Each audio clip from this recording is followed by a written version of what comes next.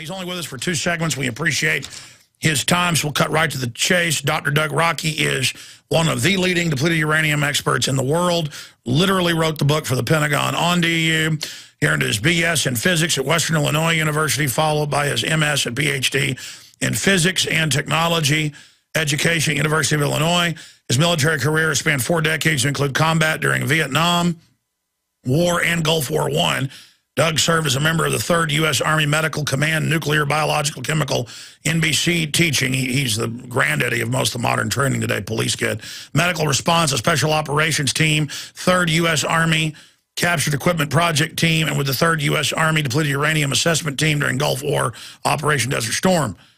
He was the U.S. Army's Depleted Uranium Project Director for the entire U.S. Army, 94-95. He developed the congressionally mandated education and training materials and wrote U.S. Army Regulation 700-48, U.S. Army PAM 700-48, and U.S. Army Common Task for DU incidents. He has taught nuclear, chemical, biological warfare, hazardous materials, and emergency medicine for over 20 years in both civilian and military personnel. I'm going to have to stop right there. It just goes on and on. The point is, they knew it was deadly and don't use it even up till 1990 and didn't use it. Suddenly they started using it. Now, whenever people are joining the military, I get hateful letters and calls occasionally. People saying, how dare you, there's no radiation, the Army told them or the Marines told them. They wouldn't do that to my boy. I also get letters every week and calls, you've heard them. Yeah, I'm 27, just got lung cancer, kidney failure, it's DU. VA says, take Prozac, I'm mentally ill. Alex, 5 years ago, I could carry a pack 40 miles. Now I can hardly walk. I'm going on dialysis. Dr. Rokke gets these calls every day, and he's the expert. So they've gone from this is deadly, don't use it, until now, just don't even have any procedures. It's wonderful for you. Use it at local shooting ranges. Use it in concrete. Use it in machinery parts. It's everywhere. Now, we've got just 10 minutes here and then 5 minutes to the next segment. I want to give him the floor. Briefly, what is DU, doctor? And why are they proliferating its use? But then I want to shift gears, the real reason you're here. We're trying to save lives exposing this. The Japanese news was reporting, and we had a PrisonPlanet.com article on it 2 days ago, fear of radiation treated as psychiatric disorder in Fukushima. Despite proven track record of official deception, the kids are dropping dead, people are bleeding, they're dying. They admit it's many times worse than Chernobyl, but they're not giving them treatment and saying, go on Prozac. So I guess they're taking what they do to our military heroes and now doing it in Japan. This is beyond madness. Dr. Rokke, what do you think of all this? It's total madness. A week ago, last Wednesday, I went to the Department of Veteran Affairs at Danville for my own medical care with the PTSD. Doctors said, knowing full well, exposed to depleted uranium, neurotoxic effects, confirmed hot and all this stuff, and exactly what he wanted to issue was Prozac. And I said, you can't, have you ever looked at my records? You can't issue Prozac when you guys are treating me for massive spinal injuries and fibromyalgia with pain meds. It's crazy. The Department of Veteran Affairs came out with a brand new report on Gulf War illness. This is so new that I don't think the ink is dried. And in the segment here on depleted uranium, and I have to read this to you quote for quote because it's incredible. Quote, the purpose of depleted uranium surveillance program is to determine DU-related health effects and expose soldiers and study the medical and surgical management fragments. 3,192 urine samples have been screened for DU, with 4 veterans found to be positive screen. The 79 veterans with documented DU exposure have been followed every 2 years since 1993. Veterans travel to Baltimore VA Medical Center, have a complete medical examination with extensive laboratory studies to include urine, semen, blood uranium, chromosomal analysis, and neurocognitive testing. I can't even begin to describe. I mean, this is a brand new report that still follows the Los Alamos Memorandum that I was given in March of 1991 when I was ordered to clean up the mess by General Schwarzkopf, but at the same time ordered to lie in all of our reports. Here they're saying 79 veterans have been followed every 2 years since 1993. I have 424 individuals on my team I was responsible for, including 124 friendly fire. As of 2000 in the GAO reports, they'd only even followed up on 51. To this day, I repeat, I have been unable to get medical care for my primary team members and friendly fire guys that we know were exposed, whose medical care I ordered in March and April of 1991. And then they come down and say there's only 4 people. I got over a dozen positive reports on my desk right now, to include mine, include Denise Nichols, our nurse, and everybody else. And I got one back the other day from another guy, current time. They had just did the test here locally again.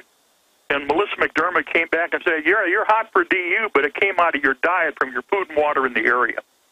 When I talked to the assistant to the director at Danville VA Medical Center, they totally acknowledged, yeah, Doug, we all know there's no depleted uranium in any food or water around here. There's none at Chanute Air Force Base. But this is what they do to get out from it. It all comes down to it.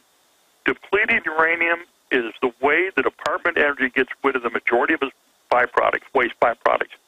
For every 100 pounds that goes into the enrichment process for the Department of Energy, over 99 pounds is pure waste. And all of that has to go someplace. So they came up with the idea, let's make uranium munitions, which are not coated. They're solid radioactive materials consisting of radioactive isotopes 238, 235, 234, uranium-236, plutonium, neptunium, and americium. And as a consequence, when we look at the health effects, it's staggering. Because they say there are no health effects, but then, and you've got the documents, you put them up on your website. When you go to the internal VA reports, they totally confirm them. When you go to our medical records, they totally confirm them. When you go to the Department of Defense's Pentagon briefing on depleted uranium by Colonel J. Edgar Wakayama, they totally confirm it all. But that's my question to you, because I've heard you on my show, and I've seen documentaries where you broke down in the past. There were documents, as you know, in the late 40s, early 50s, where they looked at using DU and said, don't, because it has too much blowback on the troops. It's a soft kill. And then what changed then in the early 90s to go ahead and say, let's just use it? There was a lie about the combat capability of the Iraqi military and how effective their armor was. And so this is where it all ties together, because... Oh, they said they had Russian reactive, right? They had Russian reactive armor that was immune to anything that we had, so they had to use DU. Okay, now, see, this is the screwy part. Not only did General Schwarzkopf assign me by name, which he was ordered to do by the Pentagon, God had to have a hand in this somehow, and the Pentagon's mad at blue blazes at me, that to clean up the DU mess. But when we went to clean that up, the next project they assigned me to was to capture equipment. So I did the assessment on the Iraqi Soviet armor and all of this stuff, and what I found out is we could have taken it out with a standard M60 machine gun, you know, or basically anything we had, you know, standard rifle, because it was just basically nothing there. So they had that, and then we keep coming on down. So then we, you know, used it in Somalia, we used it in the Balkans in 94 and 95, we used it in the Balkans in 99. Then, lo and behold, we set up all these current wars, Iraq and Afghanistan. We know in Afghanistan, the Taliban, who we were ordered to overthrow because they wouldn't go along with the Unicol pipeline deal, that's why we went in there, did not have armor of any type. And yet we used depleted uranium munitions, and I've got the shipping documents where we shipped incredible amounts to Afghanistan.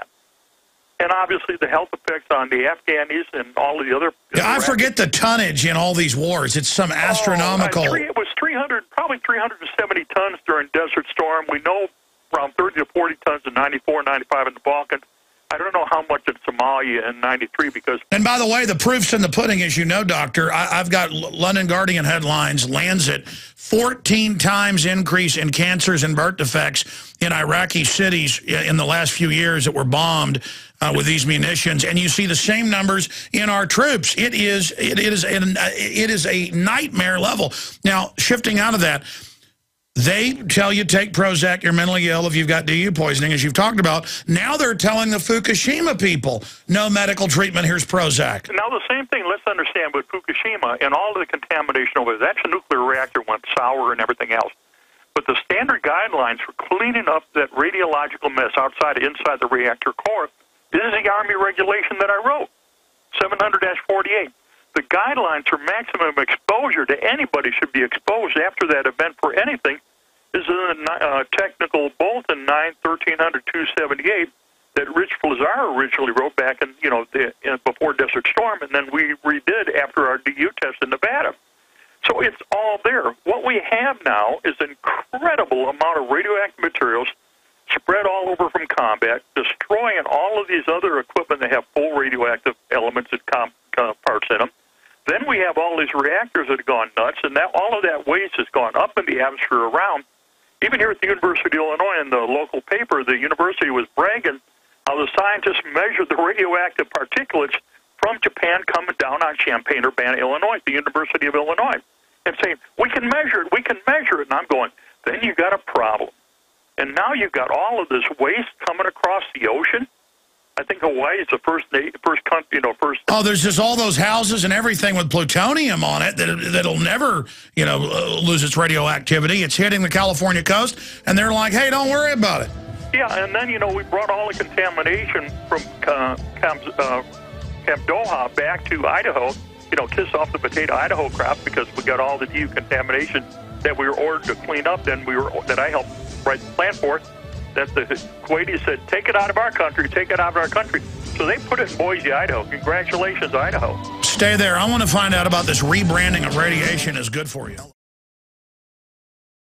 The main reason I got you on is because this is hiding in plain view, as you know. It's an ongoing holocaust of our military and others. It's proliferating into every facet of life. The FDA and EPA are raising the levels of what they say is safe radiation, in some cases 100,000 times with one isotope.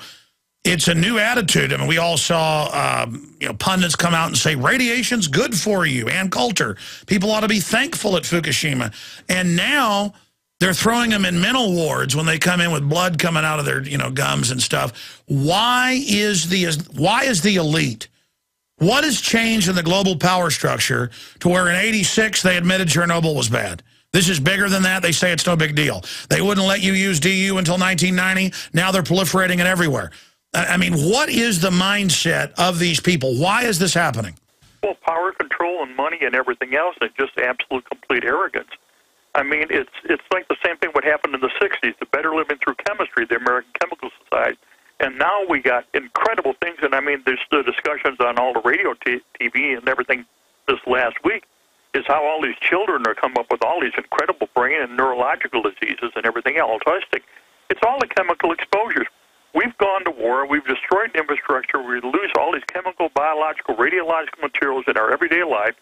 We use them in warfare. We blow it up. We contaminate everything. Well, the only way they can avoid liability is say, hey, it's all good for you, and you got to believe us because we're your daddy, and we know what's best for you.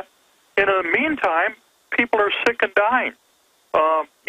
You guys, you've been incredible, Alex. I've got another one, too. There's a new documentary out, and again, this is from one of your guys, on the other side. Gary Knoll has put out a brand new documentary called American Veterans Discarded and Forgotten. Incredible. This is brand new, updated, and everything going on. I need to get him on about that. Oh, it's really, really good. I just reviewed it and helped put out the letter for sending it out this week. But we're seeing the same thing over and over again. We did a documentary that just came out a few months ago from the French. They looked at Fallujah. They compared the health effects of the Iraqis and compared the health effects with all of our soldiers' kit at Fort Bragg, North Carolina. They're all got the same thing. They're all dying from the same thing. The vets are all I can't tell you how many soldiers I know, special forces, you name it, who are 30 years old, 35, and whose lives are just shot. I mean, you don't like to talk about yourself, but I mean, you've how many surgeries is it? Over 30, right? I gave up counting. I gave up counting on the kidney surgeries while I was director of the DU project, and they're going, Doug, how do you do this research? How do you put it all together? You ought to be dead and so sick. You're in and out of the hospital. You're either in the field blowing stuff up and clean it up or trying to figure out how to clean it up, or you're getting the hospital and surgery. It's nuts, but, what's bad is I was ordered to get this taken care of. I briefed General Shinseki, in written briefings. He issued the order mandating thorough medical care and training and viral remediation while he was commanding as a general. He signed the Army regulations as the commanding general for the Chief of Staff of the Army. Now he's Secretary of the VA, and he acts as if there's no problem. I don't know about this. Well, how can you not be the Secretary and not know there's a problem and not ensure medical care when, as the Army General, you were the guy that ordered it? The same thing with General Peake. Before him, the previous Secretary, he had also ordered all the medical care based on my input. And he also became Secretary of the VA. And yet there's nobody sick. There's no problems. We got 750,000 of OIF, OEF, OND veterans already in VA medical care. 15% of the active duty force in the Army is non-deployable because they're medically disaster. And you've got a 1 million backlog of military veterans seeking medical care from the VA at the time. And yet all you hear is broke, we can't do it, we don't know how to do it. They know what to do. They have no intention of doing it, because how do you tell the American public we went to war for no reason, and we've got millions of U.S. military casualties, and because of what we did, we have millions of non-combatant casualties, children that suffer because of our illegal actions. Well, it's like a gun that shoots both ways. You shoot the guy on the other side, and it shoots the other way and shoots you in the head, but it's a delayed soft kill, and by then the bankers and people have scurried off with the money, but it's blowing back on them. I mean, the elites aren't getting out of this. These really are arrogant, crazy people like Corzine making 40-to-1 bets. We find out world leaders aren't taking the vaccines. World leaders are not eating GMO. We find out the generals wanted to stay in different facilities and not areas that have been hit by DU. They know, and they are just absolute scum. When I called the military last week, because everything's heating up in Syria, Iran, and Pakistan and Afghanistan, and what'd you tell them, sir? I told them they can't do this again. They got to stoop. They got to comply with everything. And it was kind of like, oh, Doug, go away. It's like, don't tell us what we already know. Don't tell us what we always agreed on, because when we did the work, we put everything together. We were there, heaven sent. But when we had to act and do something to correct it, nobody wants to talk about it. Yeah, they don't care. They don't care. If you believe in this information and want to support its viral spread, go to the InfoWars store at InfoWars.com. We've got the new G.I. Joe InfoWars T-shirts. We've got the incredible ProPure gravity-fed filters available at InfoWars.com in the store. We've got a new DVD, Scientists Under Attack, the Don't Tread on Me flag. We've got all sorts of different bumper stickers to help spread the rebellion virally. It's all there. Wristbands, citizen rule books in every order. Order online at InfoWars.com today. The water filters, the canteens. It's all there. InfoWars.com.